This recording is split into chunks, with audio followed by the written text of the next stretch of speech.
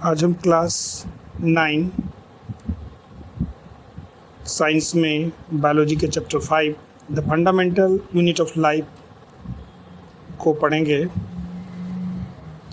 सन 1665 में Robert Hooke ने cork की महीन पतली स्लाइस को अपने बनाए हुए सेल्फ मेड माइक्रोस्कोप में देखा तो उसे मधुमक्खी के छत्ते जैसे छोटे छोटे बॉक्सेस नजर आए, जिसे उन्होंने सेल कहा। सेल लैटिन वर्ड है जिसका अर्थ लिटिल रूम होता है। कॉर्क एक पदार्थ है जो पेड़ की छाल से प्राप्त किया जाता है। कॉर्क के स्टडी से जो उन्होंने छोटे छोटे बॉक्सेस को देखा और सेल नाम दिया, यह एक छोटी सी घटना थी, लेकिन यह काफ़ी महत्वपूर्ण स्थान रखती है विज्ञान के इतिहास में। यह पहली बार हुआ कि किसी ने ऑब्जर्व किया कि शरीर से अलग एक यूनिट या इकाई होती है जिसे सेल नाम दिया गया। आज भी यह सेल शब्द शरीर की एक इकाई के रूप में बायोलॉजी में जाना जाता है। आगे हम पढ़ेंगे कि लिविंग ऑर्गेनिज्म किसके बने होते हैं। इसे हम एक्टिविटी 5.1 से जानेंगे। प्याज या ऑनियन के एक टुकड़े को फोर्सेप्स से कट करते हैं या कनकेव साइड से जब इसे हम तोड़ते हैं और पेट्री डिश में रखे पानी में डाल देते हैं। पानी में इसलिए डाला जाता है कि यह सूख नहीं जाए। अब एक स्लाइड लेते हैं जिस पर एक ड्रॉप वाटर डालकर उस पर इसे रख देते हैं। उस पर एक ड्रॉप सैफरनिन भी डालते हैं जो इसे स्टेन करता है। कवर स्लिप से इसे ढक देते हैं।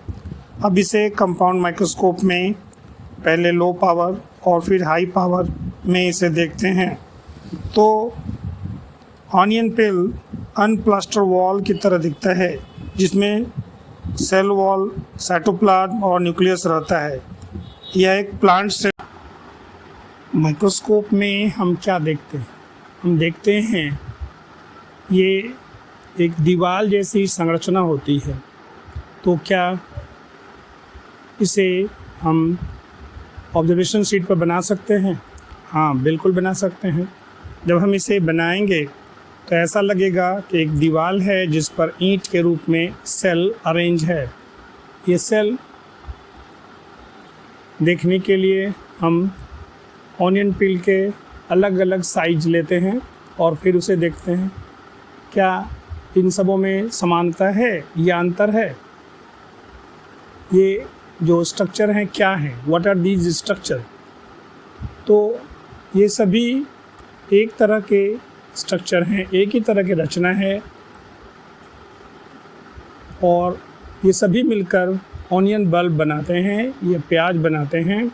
इस एक्टिविटी से हमने देखा कि अलग अलग साइज के जो भी ऑनियन बल्ब होंगे सभी में एक ही तरह की संरचना है और ये एक ही तरह के साइज के बने होते हैं। तो ये छोटी संरचना जो हम देखते हैं ये उसका बेसिक बिल्डिंग यूनिट कहला सकता है और ऑनियन बल्ब या प्याज का बेसिक यूनियन या बेसिक यूनिट बिल्डिंग जो है उसे हम सेल कहेंगे, जो हमारा प्लांट सेल होगा। तो ये सभी एक ही तरह के बने होते हैं और अब ये सवाल उठता है कि दूसरे ऑर्गन कैसे होते हैं। तो दूसरे ऑर्गन भी इसी तरह के सेल से मिलकर बने होते हैं। क्या एक सिंगल सेल अकेला जीवन जी सकता है, सरवाइव कर सकता है? तो इसे जानने के लिए हम फिर आगे देखते हैं। एक मैग्नीफाइंग ग्लास या पावर लेंस से जब हम देखते हैं तो बहुत सारे ऑर्गेनिज्म जैसे क्लेमाइडोमोनास, पारामीशियम, बैक्टीरिया, ये सभी एक ड्रॉप ऑफ वाटर में विजिबल होते हैं। ये सभी सिंगल सेल के बने होते हैं, इस कारण इन्हें हम यूनिसेलुलर कहते हैं। यूनिसेलुलर का अर्थ ही होता है कि ऐसे ऑर्गेनिज्म जिनका शरीर एक ही सेल का बना हो। ये एक ही सेल के बने होने के बाद भी अलग अलग तरह के कार्य करते हैं और इसमें जो ऑर्गेनिज्म है मल्टी सेलुलर, मतलब उनका शरीर कई सेलों से मिलकर बना होता है, जैसे फंगी, प्लांट और एनिमल। इसमें बहुत सारे सेल होते हैं तो उसे हम मल्टी सेलुलर कहते हैं। तो इस टॉपिक में हम ये डिस्कस कर रहे हैं कि यूनिसेलुलर और मल्टी सेलुलर क्या है। ऐसे ऑर्गेनिज्म जिनका शरीर एक ही सेल का बना होता है उसे यूनिसेलुलर, और जिसका शरीर अनेकों सेल से मिलकर बना होता है उसे मल्टी सेलुलर कहते हैं। सभी मल्टी सेलुलर ऑर्गेनिज्म, चाहे वो प्लांट हो, एनिमल हो, फंगी हो, कोई भी, वो सभी एक सिंगल सेल से बने होते हैं। कैसे? सेल डिवाइड होते हैं अपने आप से, एक सेल से 2 सेल, फिर 2 सेल से 4 सेल। इस तरह पहले सेल डिवीजन से ही मल्टी सेलुलर और उनका निर्माण होता है। ये हम कुछ ऑर्गन्स के बारे में जानेंगे। कुछ ऑर्गन्स में विभिन्न प्रकार के सेल पाए जाते हैं जिनका अलग अलग कार्य होता है। नीचे दिए गए पिक्चर में हम देखते हैं ये ह्यूमन बॉडी में पाए जाने वाले विभिन्न प्रकार के सेल हैं, जैसे smooth muscle cells, blood cells, nerve cells, bone cells, sperm, ovum और फैट सेल्स। सेल्स का शेप और साइज उसके स्पेसिफिक फंक्शन, खास फंक्शन जो करते हैं उनके अनुसार बना होता है। जैसे अमीबा लगातार शेप बदलता है, उसके चारों ओर एक सेल मेम्ब्रेन या प्लाज्मा मेम्ब्रेन होते हैं जिसके कारण वो अपना शेप हमेशा बदलता रहता है। कुछ केस में हम ये भी देखेंगे कि सेल शेप कम या ज़्यादा होते हैं, ये फिक्स भी हो सकते हैं या कुछ पिकुलियर भी हो सकते हैं। जैसे कुछ खास किस्म के सेल होते हैं जैसे नर्व सेल्स, उसका शेप टिपिकल या ब्रांच किस्म का होता है। इस प्रकार हम देखते हैं कि ऑस्मोसिस एक विशेष प्रकार का डिफ्यूज़न है जो सिलेक्टिव परमेबल मेम्ब्रेन के द्वारा होता है। अब हम एक एक्टिविटी के द्वारा इसे समझने का प्रयास करेंगे। ऑस्मोसिस एक सेल में कैसे होता है? तो सबसे पहले हम एक एग लेते हैं और उसके सेल को रिमूव कर देते हैं। जब उसे डाइल्यूट हाइड्रोक्लोरिक एसिड में डाला गया, हाइड्रोक्लोरिक एसिड में डालने पर जो कैल्शियम कार्बोनेट का ऊपर का शेल होता है वो डिज़ोल्व हो जाता है, जबकि उसके अंदर एक थिन मेम्ब्रेन लगा होता है वो नज़र आता है।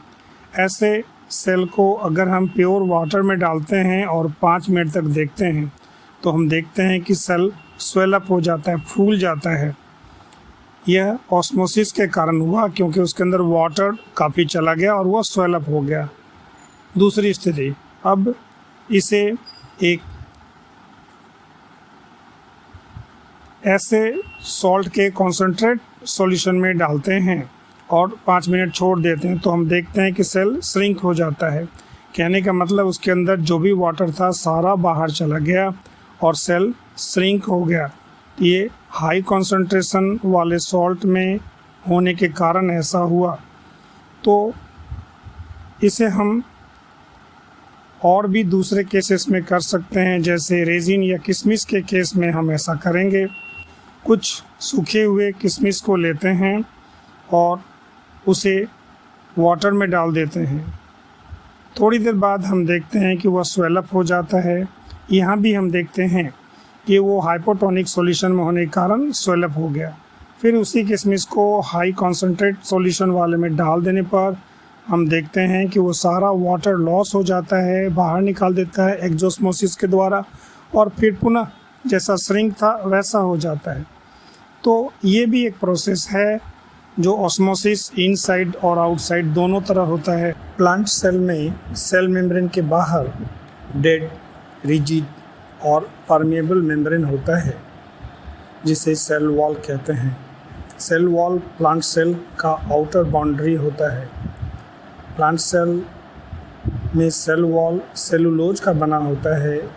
सेलुलोज क्या होता है इसे हम समझें। सेलुलोज एक कॉम्प्लेक्स पदार्थ है जो प्लांट सेल को रिजिड बनाता है। हम अगर कार्बोहाइड्रेट के बारे में जानें तो यह कार्बोहाइड्रेट का डेरिवेटिव होता है। कार्बोहाइड्रेट को हम 3 भागों में बांट सकते हैं। पहला सेलुलोज, दूसरा स्टार्च और तीसरा शुगर। कहने का मतलब यह भी कार्बोहाइड्रेट का ही एक भाग है।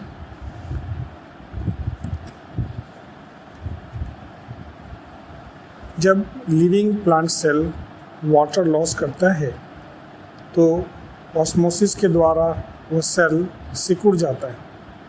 कहने का अर्थ है ऑस्मोसिस प्रोसेस से जब प्लांट सेल वाटर का लॉस कर देता है तो उसके कंटेंट एक तरफ हो जाते हैं, सेल वॉल से अलग हो जाते हैं, सिकुड़ कर एक जगह हो जाते हैं।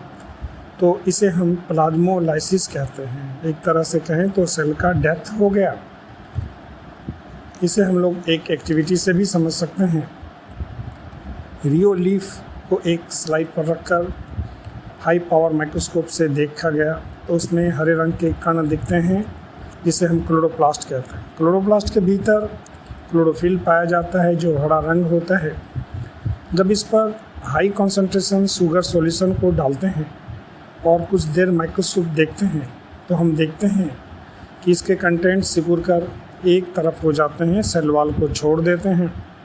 तो यह प्लाज्मोलाइसिस देखने को मिला और इसे हम माइक्रोस्कोप में देख सकते हैं। किंतु यही प्रक्रिया अगर हम दूसरी तरह से करते हैं, जैसे गर्म पानी में, खौले हुए पानी में ये लीफ को डाल दें, थोड़ी देर छोड़ दें, उसके बाद उसे स्लाइड पर रखें और फिर हाई कंसंट्रेशन शुगर सॉल्यूशन ऊपर से डालें तो उसमें कोई बदलाव नज़र नहीं आता, क्योंकि गर्म करने से सेल डेड हो जाता है, मर जाता है और इसमें अब प्लाज्मोलाइसिस प्रक्रिया नहीं दिखती है। न्यूक्लियस, जिसकी खोज रॉबर्ट ब्राउन ने की थी। किसी भी सेल का ब्रेन कहलाता है न्यूक्लियस। अब जानते हैं सेल के सारे कार्य न्यूक्लियस के अनुसार ही होते हैं। न्यूक्लियस वो कमांडिंग सेंटर है जो सेल के सारे कार्य को करता है। किसी भी सेल में अगर न्यूक्लियस ना हो तो वह सेल डेड कहलाता है, मर जाता है। किंतु आपको ये जानकर आश्चर्य होगा, कुछ सेल ऐसे भी हैं जिसमें न्यूक्लियस नहीं पाया जाता है। जैसे हम मैच्योर आरबीसी को लें।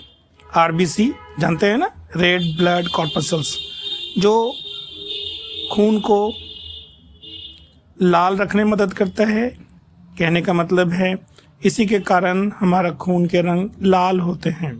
तो आरबीसी में न्यूक्लियस नहीं पाया जाता है। उसी तरह प्लांट सेल्स जो सीप ट्यूब है उसमें भी न्यूक्लियस नहीं पाया जाता है, किंतु बिना न्यूक्लियस के भी ये कार्य करते हैं। जैसे आरबीसी रेस्पिरेशन में मदद करता है, वो रेस्पिरेटरी पिगमेंट होने के कारण रेस्पिरेशन में सपोर्ट करता है। चलिए हम आगे न्यूक्लियस के बारे में जानें।